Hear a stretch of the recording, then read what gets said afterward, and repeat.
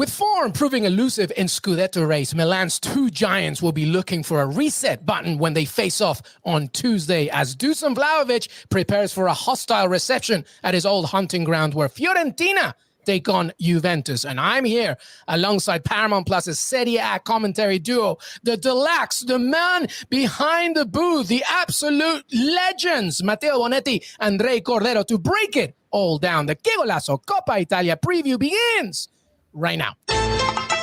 Hey everybody, welcome to Qué Golazo. Thank you so much for being part of the family. Qué Golazo Pod on Twitter, anywhere you listen to your pods. We're on youtube.com/Qué Golazo. Of course, nearly there to 10,000 subscribers. Please help us get there very, very soon. Right there, and it's a very special, a very Italian, an absolutely magnificent episode with Cordero and Matteo Bonetti. Now, because this is our second taping of it, because Cordero's headphones went off, I'm going to go now to Matteo Bonetti first. Matteo, how are you, buddy? I'm really well, and I feel bad because your first intro somehow was even more energetic than what we just heard, which was sensational. That was a 12 out of 10. By the way, was there some memo about we're all wearing like dad earth tone sweaters today? Like it looks like this has been pre-planned, and I'm getting a little bit creeped out by it because maybe I wasn't into you and Dre coordinating. Dre, I know you're a big-time fashion coordinator, so. This is the over 40s Gap commercial, I think, is what we're doing here. Dre Cordero, how are you, buddy? Man, I am golden. You know, I caught a flight out of Miami at 7 a.m. This morning, just checked into my hotel just in time to record this. But your energy and this coffee will get me through it, man. So I love it. And you know what? I am so happy to have my boys here, Matteo, Andre, as they are part, of course, of our exclusive only place you can watch it in North America, Serie A. Paramount Plus and Coppa Italia is here to go. But before we get there, boys, let's first talk about some Serie A reactions. Our good producer, Desnaris, put it up on the screen, the table, as we discussed the most recent game, which is Napoli. Napoli, top of the table, 2-1. They reached the summit. So let's go first with you, Matteo. Can they stay there for 11 more match days? What do you make of Napoli finally coming back to number one? Yeah, of course they can stay there. I mean, they were there at the start of the season. Then they had a little bit of a lull, which is to be expected when you're without your best defender, Koulibaly, your best midfielder, Fabian Ruiz, and your best striker, Victor Osimhen, who's just been crushed by injuries between the facial fractures, COVID. He hasn't been able to get a consistent run of form. The good news now, all the big guns are back into the lineup. The game over the weekend against Lazio was sensational. Last-second winner from Fabian Ruiz, who scored, I think, 6 goals now from outside the box, one better than the next. I think that they're going to be there in the Scudetto hunt. We've been saying it time and time again now throughout the season. This is the best Scudetto race that we've seen in about 12 or 13 years. Andres, I think you sent me the last time that we had such a close race, and it was, 2010, 2009? Anyway, long time ago. We haven't seen this in the entire decade of the 2010s. Yeah, at this stage of the season, having 3 teams that are almost in the dead heat, and then one other that's sort of an outside, dark horse that could still get in there. You have to go back to the 2010-2011 Serie A season. That was the last non-Juve before Juve ran off 9 straight, right? So that's Max Allegri's Milan winning it in 2010-2011. Then Juventus go on to dominate for a decade in Serie A. It's a little bit poetic that it's Max Allegri's Juve now sort of trying to reclaim that past glory and trying to catch up to those other 3 to make it a real tight table. This is as much fun as you're going to have watching any European league this year. I don't care what's going on in the Premier League or in La Liga or anywhere else. It's not just the proximity that these teams have to each other on the table and in points. It's that the quality of the games, the big games between the Seven Sisters, the quality of the matches when relegation teams take on the title contenders. It's as good as any brand of football being played anywhere in the world right now. So if you're not watching, it's on you. Yeah, exciting things. Dre, you don't need to be bitter about it. We're watching it. Don't worry. We're all paying attention. It's all good. He's saying don't watch Aston Villa when you've got Inter Juve or one of the other derbies. I don't want to see your tweets about Aston Villa players. I want you to be locked in Calcio 24/7. We're now doing the Thursday show. We're not doing the Aston Villa show. We are doing the Calcio Corner show, okay? I need you 24/7, breathing, eating, drinking, thinking about Calcio and nothing else. No ají de gallina, no Peruvian food, and certainly no Aston Villa. Well, Matteo Bonetti, thank you so much for being part of the show. That's it. Thank you, everybody. There is no way in the world that I will ever remove this or ají de gallina. How dare you, my friend? But yes, let's continue, of course, about something that Matteo just mentioned, by the way. A very nice surprise package. Well, Matteo, I know that you are, Mr. Broadcasting legend, but here in podcast form, you really need to be focusing on the details. Yes, Matteo, we were meant to talk about it later, but yes, we have a great surprise for you. You intimidate everybody. me, that's why. When I'm in your presence, it's an intimidating glow that you give off, and I lose my train of thought. It's what happens. We have a great new segment coming for you here at Qué Golazo. Calcio Corner. See how we did that? Very nice with the alliteration. But we have Calcio Corner coming up every single week. On Thursdays, we will cover the beautiful Italian game in all aspects. And we'll have Dre, we'll have Matteo, we'll have our entire Paramount Plus crew chiming in, and we'll have so much fun. So, Matteo, I think you did a good job just promoting. I mean, if not me, it should have been you that said it. So well done. So how excited are you about it, Matteo, as, looking ahead to Calcio Corner? Do you like the name, by the way? I love the name. I think it flows very well. I can see a nice little graphic already being done by the amazing team that we have behind the scenes in Paramount. And look, it's just another chance to get people online, to get to know us, to get to know you, Luis, who's been following Serie A your whole life, and just to get this nice rotation of some of the people that you hear and see on a weekly basis covering the league that I hope most of you love at home. I just got to thinking, what was the last Peruvian to score in Serie A? Was it La Padula? La Padula, I believe. Must have been, right? La Padula for Milan in Serie A? Was that the last? It must have been, yeah. I know. It's No, La Padula for Lecce. He was at Lecce before he went down. In Serie A. Oh, Lecce went. And Benevento as well. I think he played Benevento, or was that Serie B now? I forget, and I shouldn't, because La Padula is a legend. You corrected me without being sure that you're correct. It was definitely, but he it must have been La Padula, Benevento when they were going down, but he still scored. So I think that's what it is. Yeah, that's right.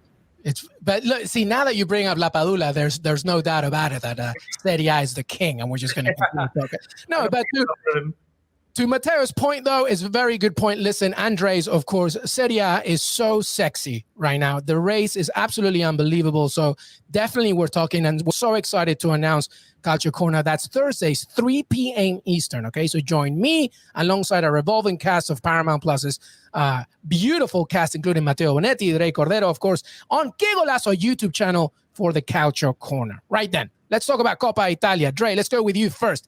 Let's talk about Milan against Inter. That's Tuesday, 3 p.m. Eastern, Paramount Plus. Dre and Matteo will be there calling this game. Let's focus on Inter first, Dre, for a second, because, one win in the last 6, winless in the last 4 in league outings. There are no major injuries. So I'm wondering, is now Simone Inzaghi really the one to blame here?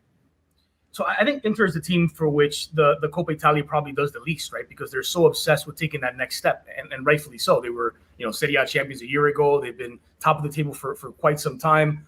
There's been some moments where Milan were on top, Napoli were on top, but we tried to label, the sort of Calcio community tried to label Inter prohibitive favorites at the start of the season, and there just aren't any prohibitive favorites in this campaign. And I think that this Coppa Italia in particular probably means a lot more to maybe Fiorentina more than anyone, because it's their best chance at a trophy. Juventus to reclaim, some sort of hegemon status.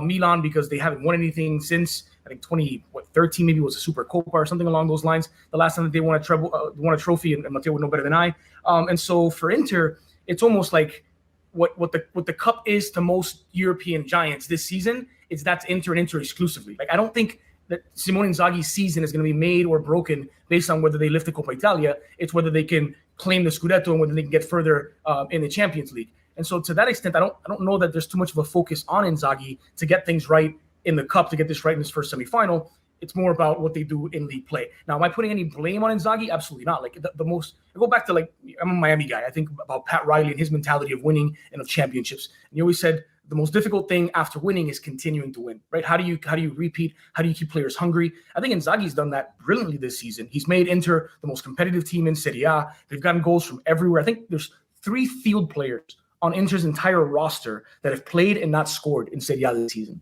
So I think they're getting contributions from everywhere. Defensively, they're as good as anyone except maybe Napoli. In attack, they're as good as anyone, period. They're probably the team to beat, but the team that stands to gain the least from this Coppa Italia.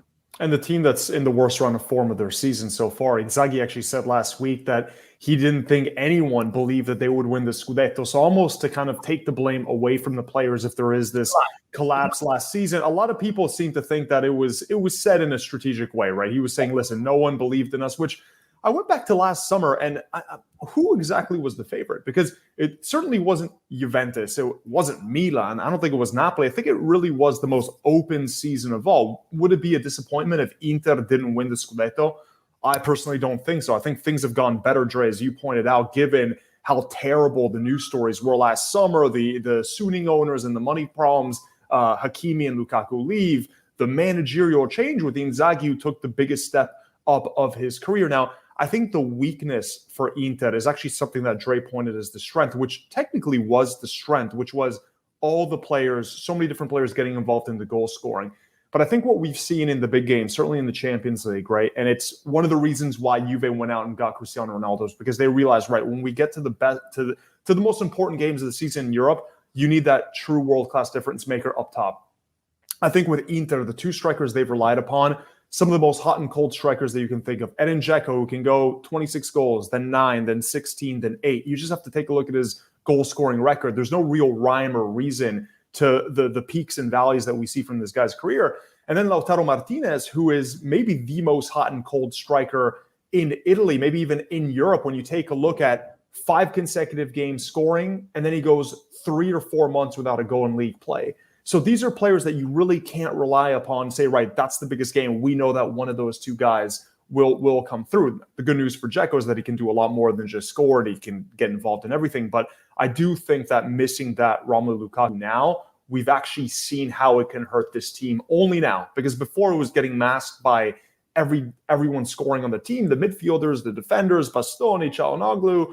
But now I think you're seeing a potential area of concern.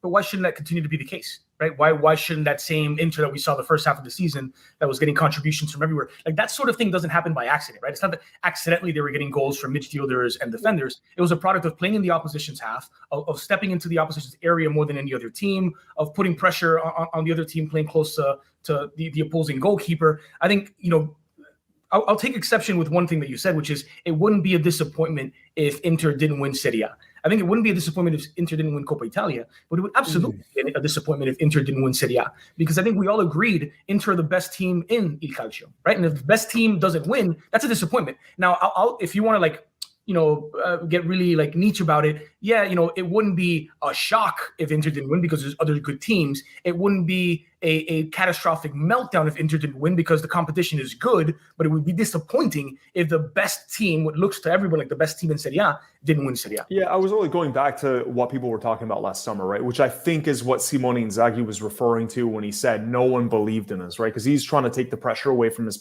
players, and he's also trying to rewind it a bit to last summer when I don't think anyone was talking about Inter winning the Scudetto. But it's nonsense. Like what Inzaghi was saying, and you're revealing why he was saying it, right? He's saying it because he wants to take pressure off of his players. Of course. Nobody's buying it. His players aren't buying it. The opposition isn't buying it. The media's not buying it. You're repeating it on this podcast. You're not buying it. So it's one of those things that it comes in one ear and out the other because it's coach speak and nothing else. Of course it is. But at the same time, I think they've been overachieving based on what their objectives were and where I think they were at last summer at the start of the season. I don't remember anyone saying Inter are going to win the Scudetto. I think they played better than anyone thought. They had players like Çalhanoğlu playing the best football that they've had in their entire career, certainly in Serie A. Now, he's been one of those players, by the way, that's dipping just like Lautaro and Dzeko.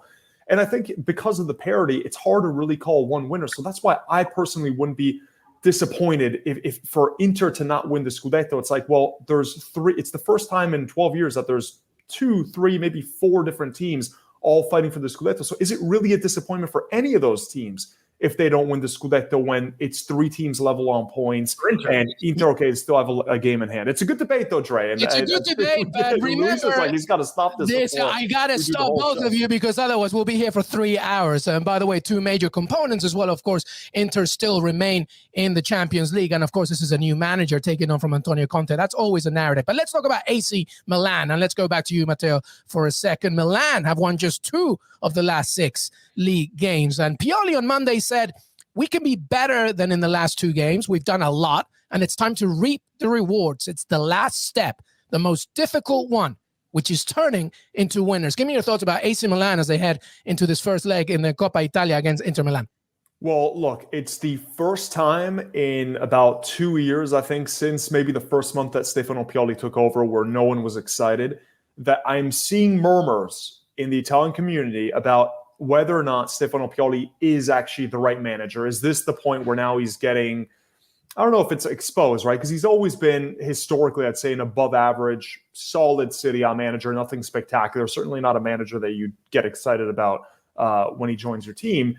He's, I think, overachieved with Milan, but now you're seeing Milan playing down to the opposition, which is a very big problem because you get results against the top six and then you squander points at home against Spezia, against Salernitana, the worst team in the table that has a leg down in Serie B, and then last weekend, and it feels like they're undoing so much of the good work that they've done, winning the Derby della Madonnina against Inter, only to then drop points against what essentially are Serie B-looking teams with personnel. So it is definitely one where it feels like the old ghosts are haunting them from the 2010s, where they'd always do this, always drop points against the bottom half of the table. I feel like I'm taking crazy pills, right? Because we just got done talking about how like Inter's attack isn't good enough, and it's infinitely better than Milan's, right? So for me, Stefano Pioli is Coach of the Year material in Serie A.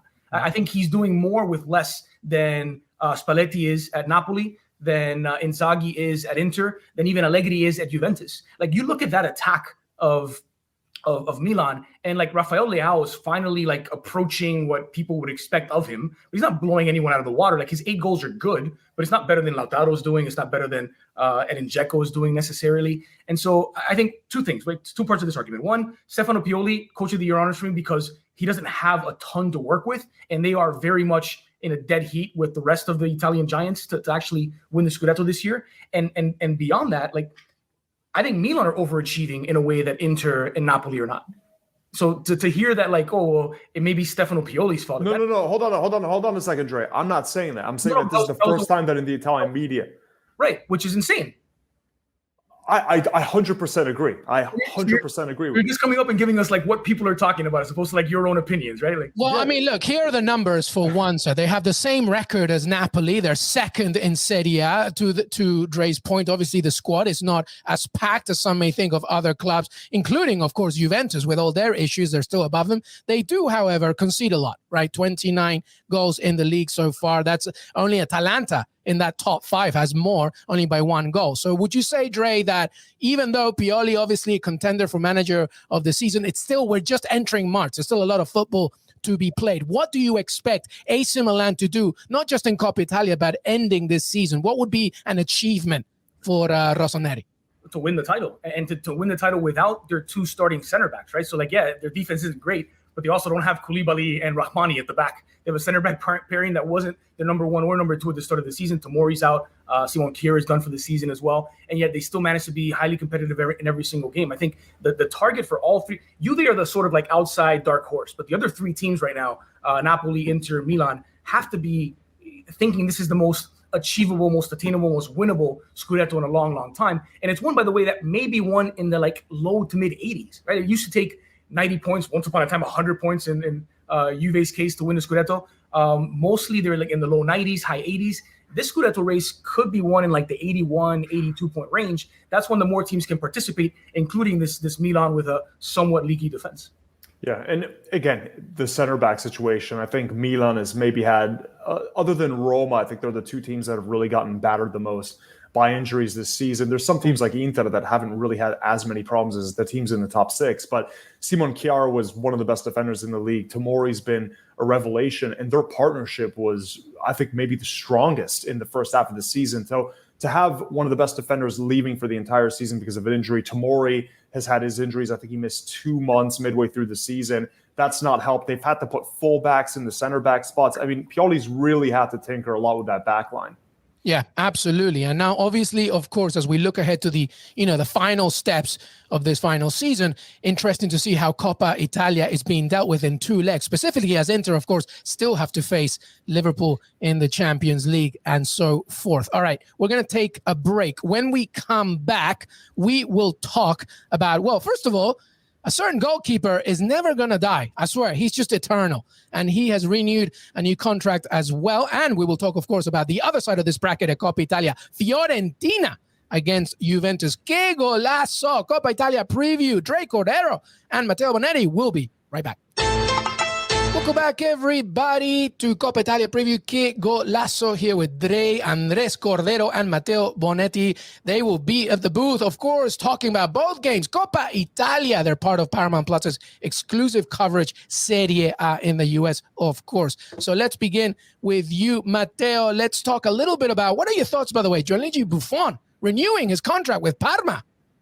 Could potentially be the oldest player to ever play in the top flight if he can bring Parma back. He's not in a great position to. It's crazy to think that Parma are near the bottom of the table in Serie B, but they do have Buffon in between the pipes. He wants to keep playing, and he's still totally fine for that level. I remember the last time that we actually saw him play in Serie A, he can still make great saves. And, I think of other people that I know in early 40s, they've got back pains, they get up and they do a little creak of the back. And to think that this guy wants to play until he's closer to his 50s than he is his 40s, to me is something that you could only ever see from the goalkeeper position, you would think. But still, throwing your body around when you're in your mid-40s, probably advisable. Good point, right? I feel attacked when he said, people. I'm not in my mid-40s, but I'm awfully creaky, man. I went for the job. Honestly, sometimes I think you're talking, but it's just you creaking your back. I don't know what you're doing with those spines. By the way, for all the people that haven't heard, me and Trey are like an old married couple, so I'm laughing seeing Luis telling us in the chat section, keep it shorter. It's like when you get me and Dre going off on one, like I'm sorry, but there's no concise. No, I know. I just want to keep my job and make sure that we continue with Qué Golazo. That's why. Go ahead, Dre. Keep on rolling. What do you make of your fellow? Although I'm older than both of you, so what do you think? We're both attacked, Dre. I don't think he's liking our debates. Matteo and I get 45 minutes at a time, so we're not used to this format. We get the whole first half, we get the whole second half, and nobody tells us to shut up for the entirety of it. I think it's brilliant, and honestly, the legends, I want to see them play forever. So Buffon, once your contract expires at Parma and you're 46 years old and you want to come kick it with us in Major League Soccer in the States, come on over, man. I'm sure somebody will make a roster spot for you. Absolutely. All right, well, let's keep going here. Let's talk about Fiorentina against Juventus. Dusan Vlahovic facing his former team. This should be an exciting one. Wednesday, 3 p.m. Eastern. Once again, Matteo, Andre on this one. Paramount Plus, baby. And this is Dusan Vlahovic returning to Stadio Franchi. And he said, my feelings are a bit mixed. We'll go there. It's a football match. That's all I can say. I have always said that I think Fiorentina, for all the wonderful years there, and they will always be a part of me, it's a bit strange. So, Dre, what do you make of this? Vlahovic returning, and Piatek, of course, he's a Coppa Italia specialist. What do you make of this game? Talk to me. So Vlahovic is one of those players who, despite not having, he's very young still. I mean, he hasn't turned 22 yet, has he? So despite being sort of a young player, hasn't had a ton of Serie A experience, I was unashamed, unabashedly, hyping him up to anybody that would listen, because when you watch him play, he just looks special. He does all of the little things right. He does all the big things right. And most importantly, for a number 9, if you go out on the market and try and get yourself a number 9 that guarantees you volume goal scoring, you're going to have to pay 100 million plus to get it, right? And so for Juve to have once again snatched another, elite young talent from Fiorentina, Matteo can tell you the sort of history when it goes back to Bernardeschi and Chiesa and all the guys they've yanked away from the Viola into the Bianconeri. He is a guy who's going to guarantee Juve goals for a long, long time. And I would bet on him to score against his former team and make a statement against Fiorentina, because he had a little bit of a down period against Demiral of Atalanta, for example. There was one of the games, I believe, against Torino, where they did a pretty good job containing him. But for the most part, every single game, he's going to get on the end of 2-3 good goal-scoring chances and going to give you at least a chance. Cristiano Ronaldo, the player that he essentially replaces at Juventus, albeit with a bit of a gap, Ancelotti used to say that starting Cristiano Ronaldo was like starting the game up a 0-0. I'm getting awfully close to saying that starting Vlahovic is feeling like starting the game up a 0-0. Yeah, and his productivity is basically Cristiano Ronaldo levels, but he does so much more for the team in terms of the hold-up play, which has been sensational. Just the touches that he was showing against Villarreal in the Champions League. You can play your entire offense the way that Juventus play, especially, which is more pragmatic, more defensive, a lot of long balls. Vlahovic is needed even more for his ability to hold the play, to allow the rest of the team to get forward. I've been drinking his Kool-Aid. I've been riding the bandwagon. Honestly, there's still a few spots left. I think Vlahovic has the ceiling at the absolute highest in terms of the tiers of strikers, right? That Robert Lewandowski tier that's at the way high top, that's where I can see Vlahovic going. I think he's got all the tools. He's strong. He's technical. He plays in that modern style where you can play that quick passing off him. He can score in a variety of ways, right? He can create his own shot, good in the air, right foot, left foot, outside the box, inside the box, good movement. This kid has absolutely everything, and you can see the flashes right away when he first started playing at Fiorentina. He just wasn't getting enough game time, and he's shown right away he doesn't feel the weight of that Juventus shirt like some of the other players that have joined have, like Kulusevski, maybe Bernardeschi. And one last thing, Luis, the hatred that Fiorentina fans feel towards Juventus more so. It is a rivalry, but it is one where the hatred is way more on one side than the other. The Fiorentina fans hate Juventus more than any other team. Robbie Baggio, Chiellini, Bernardeschi, Chiesa. I mean, the list goes on and on of players who have left for Juventus from Fiorentina.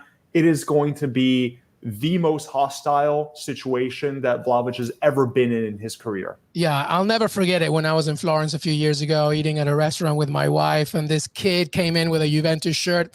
The guys at the restaurant, no, we're not serving you. Please Can't leave. do that. Can't do that. What a terrible mistake. It was absolutely beautiful. And I'll always have some Are you talking about you? Was that you, by the way, with the Juve? No, are you kidding me?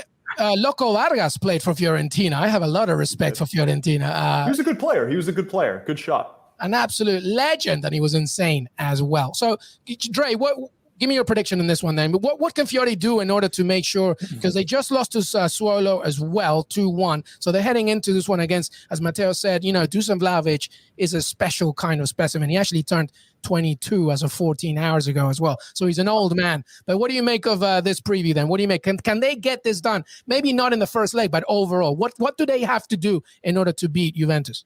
Yeah, Juve are very beatable. I mean, it's the most beatable Juve side we've seen in a long time, even though defensively they've shored things up and now look like a proper Allegri kind of Juventus team, which they didn't at the start of the season. And obviously they've gone in a different direction the last couple of years with Sarri and with Pirlo. I don't think they're by any means like an unbeatable team. And I don't even know that they're even like that heavy a favorite in this contest. I think it's a lot more even than anybody could assume. And part of that is the player that was supposed to replace Dusan Vlahovic, Rafael Cabral, I believe the Brazilian. Artur Cabral, right? Artur Cabral steps in, and now he's facing competition from Piontek, he's got something like 5 goals in 6 games. And so they've got other guys who are filling in the goals, who give them a reason to believe. They didn't have that like sudden hit of, oh no, Vlahovic is gone. What do we do? Sort of everything else is working around it. Vincenzo Italiano is, I know I put Stefano Pialo up as like my sort of coach of the year for Serie A, but the main competition I would think is Vincenzo Italiano, who's got them playing just beautiful football,